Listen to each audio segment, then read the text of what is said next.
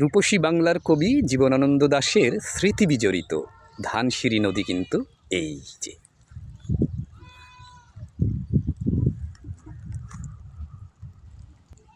14 কিলোমিটারের নদীটি ঝালকাঠি জেলা সদর থেকে শুরু হয়েছে।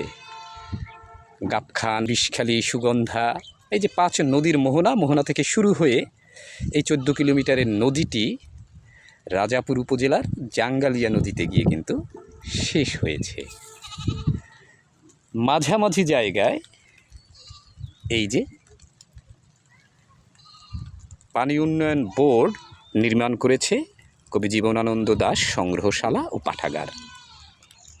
তবে আমার যেটা মন কাড়ে সেটা হলো এই যে সুদীর্ঘ মেঠোপথ, ক্লান্ত পথিককে দুদণ্ড শান্তি দেওয়ার জন্য এর চেয়ে সুন্দর মেঠোপথ আর কি হতে পারে।